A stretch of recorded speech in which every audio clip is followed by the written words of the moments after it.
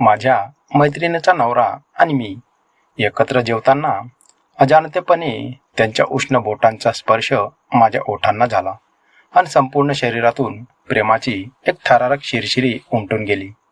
ते हळूच माझ्याजवळ आले आणि माझ्या चेहऱ्यावर हात धरून हळूच म्हणाले, शिवाली, आज आपल्या दोघांना जवळ येण्यापासून कोणीही रोखू शकत नाही. मी तर त्यांना माझ्याजवळ घेण्यासाठी खूपच आतुर होते. आज मैत्रीच्या सर्व मर्यादा तुटणार होत्या. फक्त काही क्षणांचं एकमेकांचं प्रेम मिळवण्यासाठी आणि दोघांच्या अतृप्त मनाची आस पूर्ण करण्यासाठी.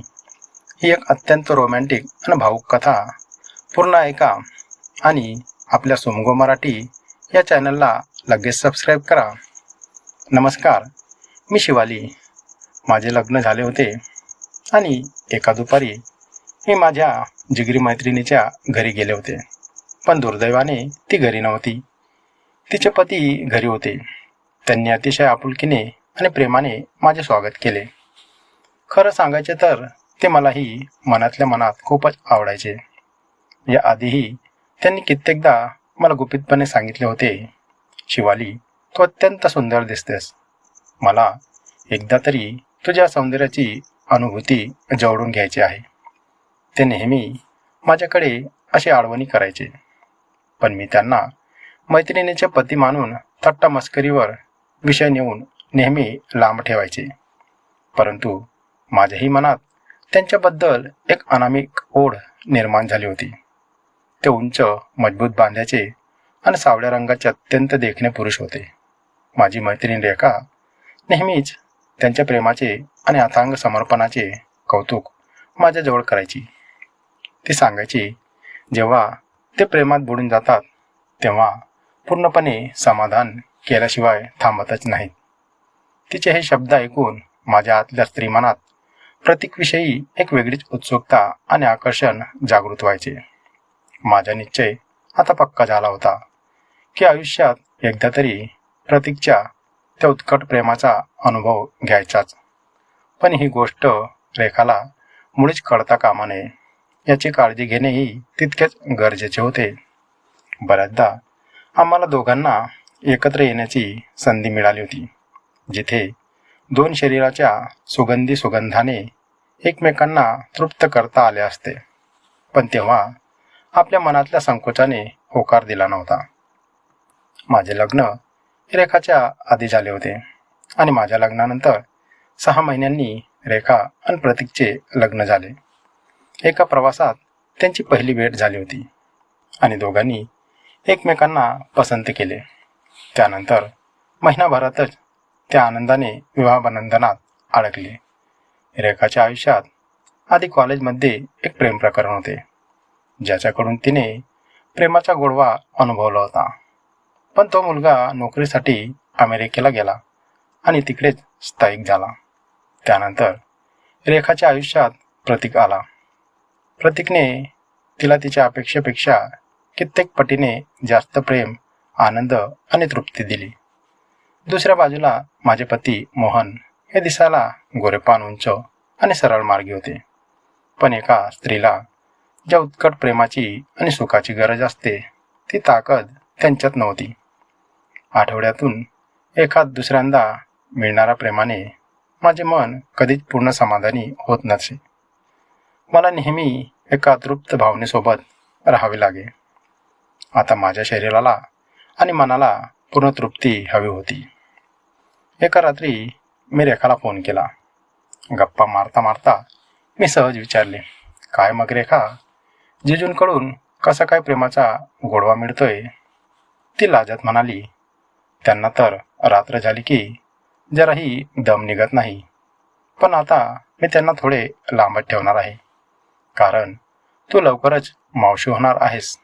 त्यामुळे डॉक्टरने थोडी काळजी घ्यायला सांगितली आहे. तिचे हे बोलणे ऐकून माझ्या मनात आनंदाची लहर उमटली. मी लगेच तिला म्हणाले, मला उद्या तुझ्या गावी एका कामानिमित्त यायचे आहे, भेटूया मग. त्यावर ती थोडी खट्ट होऊन म्हणाली, अगं शिवाली, पण मी उद्यापासून 5-6 दिवसांसाठी आईकडे जाते. हे ऐकून मला अजूनच आनंद झाला. मी जरा नाराजीचे नाटक करत म्हणाले, अरे रे, मी तर तुझ्याकडे 3-4 दिवस राहून गप्पा मारायचा विचार केला होता. तेव्हा रेखा मस्करीत म्हणाली, तू बाहेर राहण्यापेक्षा माझ्याच घरी राहा ना. माझ्या नवऱ्याला बाहेरून जेवण मागवावे लागणार नाही. मी हसत म्हणाले, स्वयंपाक तर ठीक आहे ग, पण तुझ्या नवऱ्याने मला जवळ घेतलं तर. त्यावर रेखा सहजतेने म्हणाली, अगं त्यात काय, तो तुझ्या सौंदर्याचे नेहमी कौतुक करतो. तू त्याला व्यवस्थित सांभाळून घेतलेस आणि तुझ्या अतृप्त मनाला त्याच्याकडूनही सुख मिळाले तर मला काहीच हरकत नाही. उलट त्यालाही इकडे तिकडे तोंड मारावे लागणार नाही.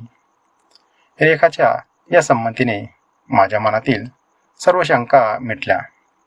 मी तिला स्पष्ट सांगितले, रेखा, मी खरं तर प्रतीकच्या प्रेमाचा आनंद घेण्यासाठीच हे पाऊल उचलत आहे. कित्येक दिवसांपासून मारलेले मन आता मला मोकळे करायचे आहे. रेखाने मला हसत हसत तिच्या घरी जाण्यास संमती दिली. दुसऱ्या दिवशी दुपारी मी रेखाच्या घरी पोहोचले. रेखा निघून गेलेली होती आणि दारात प्रतीक जिजू उभे होते. त्यांनी अतिशय आनंदाने माझे स्वागत केले. त्यांच्या अंगात शर्ट नव्हता, फक्त कमरेला गुंडाळलेली लुंगी आणि त्यांचे ते जबरदस्त मजबूत शरीर पाहून मी तर बेधुंद झाले. त्यांनी दरवाजा आतून बंद केला. शिवाली मॅडम, तुमच्यासाठी काय आणू? थंड, गरम की थेट जेवण? त्यांनी विचारले. मी फ्रेश होऊन आले. तोवर त्यांनी माझ्यासाठी थंडगार कोकम सरबत बनवून आणले होते. मी त्या दिवशी सुंदर टॉप आणि लेगिज घातली होती. माझे मोकळे लांब केस आणि चेहऱ्यावर येणारी बट माझ्या सौंदर्याला अधिकच खुलवत होती. जिजू तर माझ्याकडे मंत्रमुग्ध होऊनच पाहत होते. दुपारचा 1:30 वाजला होता आणि आम्ही जेवायला बसलो. जेवता जेवता दोघांच्या नजरा एकमेकांत गुंफल्या होत्या. जिजूंनी प्रेमाने काकडीचा एक तुकडा माझ्या तोंडाजवळ आणला. मी त्यांच्या हाताला धरून तो तुकडा माझ्या तोंडात घेतला आणि नकळत माझ्या ओठांचा गरम स्पर्श त्यांच्या बोटांना झाला. त्या स्पर्शाने त्यांच्या अंगावर रोमांच उभे राहिले. ते लगेच माझ्याजवळ आले आणि माझ्या चेहऱ्यावरची बट बाजूला करत अत्यंत प्रेमाने डोळ्यात पाहत म्हणाले, शिवाली, आज आपल्या दोघांना जवळ येण्यापासून कोणीही रोखू शकत नाही. तुला पहिल्यांदा पाहिले तेव्हापासूनच तुझ्या सौंदर्याला बाहुपाशात घेण्यासाठी माझे हात आतुर झाले होते. त्यांचे ते उत्कट शब्द ऐकून माझ्या मनाचा बांध तुटला. मी माझे ओठ त्यांच्या ओठांजवळ नेले आणि त्यांनी मला घट्ट मिठीत घेतले. आम्ही दोघेही बेधुंद होऊन एकमेकांच्या ओठांचा गोडवा घेत राहिलो. त्यानंतर त्यांनी मला हलकेच उचलून बेडवर नेले. त्या दुपारी रेखाने सांगितलेला प्रत्येक शब्द खरा ठरला. प्रतीक जिजूंनी त्यांच्या उत्कट आणि असीम प्रेमाने मला असा काही आनंद दिला ज्याचा विचार मी स्वप्नातही केला नव्हता. बराच वेळ आम्ही त्या प्रेमाच्या अथांग सागरात बुडून गेलो होतो. माझ्या अतृप्त मनाला आज खऱ्या अर्थाने तृप्तता आणि शांतता लाभली होती. मी त्यांच्या छातीवर डोके ठेवून शांत पडले होते. त्यांनी हळूच विचारले, शिवाली, आज तुझ्या मनाला प्रेमाचा गारवा मिळाला का? मी लाजत म्हणाले, हो जिजू, तुम्ही मला पूर्णपणे तृप्त केले आहे आणि जोवर माझी मैत्रीण परत येत नाही तोवर मी तुम्हाला स्वतःपासून जराही दूर जाऊ देणार नाही. दोघांनी एकमेकांकडे प्रेमाने पाहिले. त्यांनी माझ्या कपाळावर हलकासा ओठांनी स्पर्श केला आणि पुन्हा मला आपल्या बाहुपाशात सामावून घेतले. त्या दिवसानंतर माझ्या मनाला कधीच एकटेपणा जाणवला नाही. मित्रांनो, ही कथा पूर्णपणे काल्पनिक असून केवळ तुमच्या मनोरंजनाच्या उद्देशाने लिहिली गेली आहे. ही कथा तुम्हाला आवडली असेल तर तुमच्या मित्रमैत्रिणींना शेअर नक्की करा, लाईक करा. कथेबद्दल तुमचं मत कमेंटमध्ये मांडा आणि आपल्या मराठी चॅनलला सबस्क्राईब करायला विसरू नका. धन्यवाद.